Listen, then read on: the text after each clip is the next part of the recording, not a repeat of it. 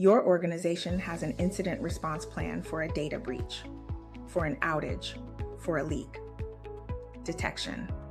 Severity tiers, containment, a communication tree, a post-incident review. Rehearsed because everyone understands the difference between a managed incident and a catastrophe is whether you had the plan before you needed it. Do you have one for an AI bias incident? For the day your hiring tool is found to be downranking non-Western names? For the day a tool you deployed as a productivity feature turns out to have been failing a protected group for months? In most organizations, the answer is no. There's no playbook. And the cost of not having one is no longer something I have to ask you to imagine, because a case now in litigation shows it in detail. The system is called NH-Predict. It was built by Navi Health, a company Optum, a UnitedHealth subsidiary, acquired in 2020. It predicted how much post-acute care elderly Medicare Advantage patients would need after a hospital stay. I want to frame these as allegations because the case is ongoing, and UnitedHealth disputes them. Plaintiffs allege NH-Predict carried a 90% error rate. Roughly 9 of every 10 denials it drove were reversed on appeal. They allege it routinely overrode treating physicians, producing premature denials of medically necessary care. And they allege something every governance leader should sit with: that the tool kept being used in part because only about 0.2% of patients ever appeal. If 90% of denials are wrong, but almost no one appeals, then a tool that's wrong almost all the time is, in pure financial terms, working for the organization against the people it was supposed to serve. In 2026, a court ordered UnitedHealth to disclose the algorithm, rejecting the claim that trade secrecy could shield it. UnitedHealth's position is that the tool was a guide, not a decision engine. The courts will sort out the facts. But the governance lesson doesn't wait on the verdict, because the failure is visible regardless of who wins.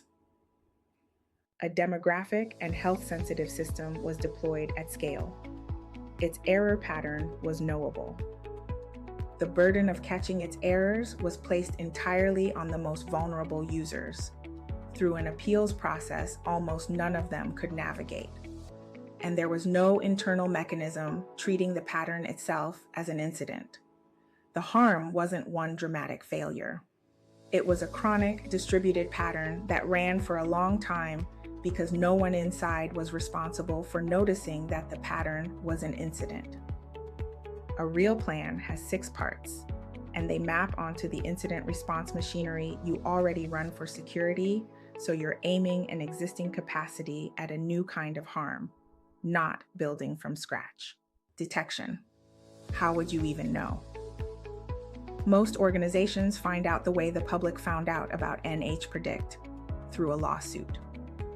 Proactive detection means watching AI outputs through a demographic lens. Are denials, scores, rankings diverging across groups in ways legitimate factors don't explain? If no one's watching, your only detector is litigation. Triage. Once detected, how severe is it? One user once is categorically different from an entire demographic for months. Severity has to weigh scope, duration, and the size and vulnerability of the affected population. Containment. Can you pause the system while you investigate? If you can't turn it off without breaking a workflow you now depend on, that dependency is itself a design failure. A system you can't stop keeps producing harm the entire time you're deciding what to do. Communication. Who's told and when? Affected users, workforce, regulators, public. Proportionate to severity and designed in advance, because the communication decisions made mid-panic are the ones organizations most regret. Remediation. The actual fix, retrain, vendor switch, policy change, return to human decisions. With a timeline, named owners. and follow-up testing to confirm the harm didn't just move somewhere less visible. Post-incident review. What did this reveal about the system that let it happen and persist? It should produce structural change, new monitoring, new ownership, a new procurement gate, not a point fix that leaves the next incident equally invisible. Here's the exercise I'd offer any leadership team. Take the failures I documented in building me back. The avatars that changed my race, the gender misclassification, the voice accuracy gaps. And imagine an employee found one of them in a company deployed tool. Then ask around the table, what would actually happen next? Who do they tell? Does that person know it's an incident, or do they file it as a quirk? Is there a path from discovery to triage to containment to a fix? Or does it die in a ticket marked resolved? If the honest answer is nothing because we have no process, that's the gap. It's the same gap that, in the NH-Predict allegations, let a system reportedly wrong 9 times out of 10 keep running, because being wrong only becomes an incident when someone is responsible for treating it as one. An appeals process is not an incident response plan. Asking the harmed person to contest each instance individually is the opposite of governance. Here's where this year complicates things in a way a lot of organizations are about to get wrong.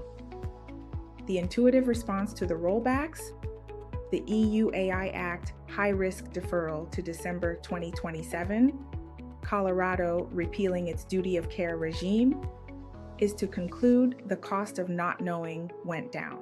If the regulator who might have fined you got deferred, surely the expected cost of an undetected problem fell. So redirect the audit budget to something with a nearer deadline. That reasoning has a real error in it. The regulatory penalty was never the whole cost of an undetected AI failure. It was the most legible part, which is a very different thing. Remove the legible part, and the illegible parts don't shrink. The missed hires keep being missed. The customers keep churning. The litigation exposure, which, as NH-Predict shows, doesn't need a special AI statute, because breach of contract and existing anti-discrimination law reach algorithms just fine, keeps compounding. The deferral removed the one cost that would have showing up as a clean number on a regulator's letter. The other costs were always larger. They're still there. And now, they're even less likely to be measured, because the deadline that would have forced it is gone, and the penalties haven't all vanished. The EU AI Act's general purpose obligations took effect in 2025 and remain. The penalty ceiling up to 7% of global turnover still applies to what's in force. Deferral is not repeal. The way out isn't a transformation program. It's 3 moves. Inventory. Every AI system that produces a user-facing output, including the ones sold to you as productivity features. The consequential ones rarely announce themselves.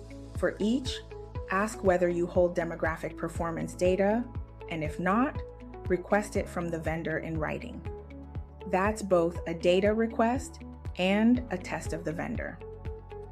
Establish a quarterly review of demographic performance metrics and log any vendor who can't supply them as a finding.